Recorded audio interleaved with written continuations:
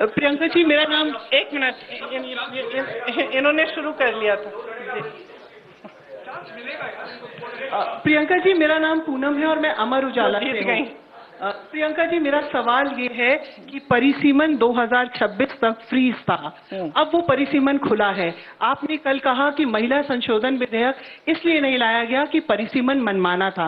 अब परिसीमन होना है तो कांग्रेस की दृष्टि में वो परिसीमन किस प्रारूप में होना चाहिए और उसके लिए क्या कुछ कांग्रेस की मांग रहेगी? हमने बार बार कहा है कि परिसीमन परिसीमन से पहले जातीय जनगणना होनी चाहिए, उसके आधार पर होना चाहिए। देखिए, ये परिसीमन आयोग बनाना चाहते हैं जिसमें 3 जने अपने लगाएंगे, जैसे इन्होंने बाकी सारे आयोग बनाए हैं और सबको कैप्चर किया है।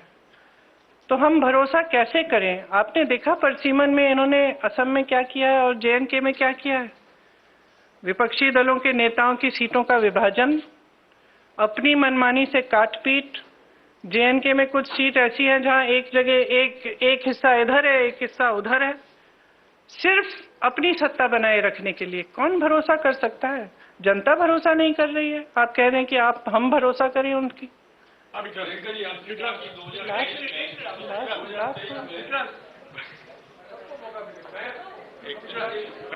प्रियंका जी, जिस तरीके से 1971 में इंदिरा गांधी जी ने सोचा था कि दक्षिण भारत उत्तर भारत में डिवाइड ना हो, इसलिए सीटें उन्होंने उतनी ही रखी। इवन 2001 में अटल बिहारी वाजपेयी ने भी यही सोचा कि दक्षिण भारत उत्तर भारत के बीच में डिवाइड ना हो, उन्होंने भी फ्रीज रखा। तो क्या आप सरकार से डिमांड करेंगे कि सीटें वो 543 ही रखे, आगे ना बढ़ाए, जैसा कि इंदिरा जी ने और अटल जी ने कहा? देखिए, जैसे इंदिरा जी और अटल जी ने कहा और किया, उस पे फ्रीज की वजह थी। हम ये सिंपल बात कह रहे हैं कि ये जो आप प्रोपोर्शन को बदलना चाहते हैं, ये जो आप कुछ प्रदेशों को का वजन बढ़ाना चाहते हैं, जो छोटे प्रदेश हैं, जो साउथ के प्रदेश हैं, ये कहें कुछ भी, हम इनकी बातों पर भरोसा नहीं कर सकते। और अगर इन्होंने ऐसा किया कि छोटे प्रदेशों को, दक्षिण के प्रदेशों को का वजन इन्होंने कम किया, तो देश में बहुत ज्यादा संकट पैदा करेंगे। तो इससे हम सहमत नहीं हो सकते। तो हम बिल्कुल इस पक्ष में हैं कि जैसा है वैसा ही रहना चाहिए, प्रोपोर्शन के तौर पर।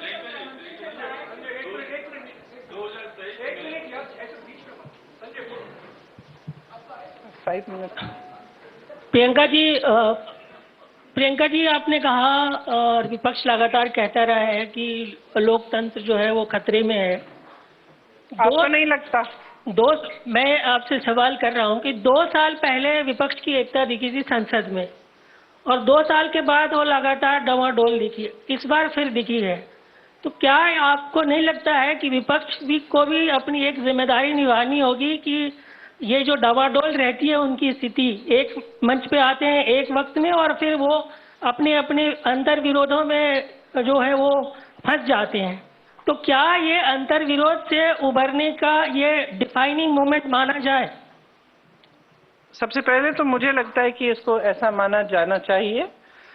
दूसरा, देखिए, विपक्ष जो है उसमें बहुत सारे दल हैं, कुछ प्रदेश हैं जिसमें हम एक दूसरे से के खिलाफ भी चुनाव लड़ते हैं, लेकिन अगर आपने देखा होगा जब जरूरत पड़ती है तो हमारी एकजुटता पे कोई उंगली नहीं उठा सकता। कल आपने देखा हमारी एकजुटता कितनी मजबूत है। तो मैं इससे सहमत नहीं हो सकती कि डवाडोल है हमारी एकता।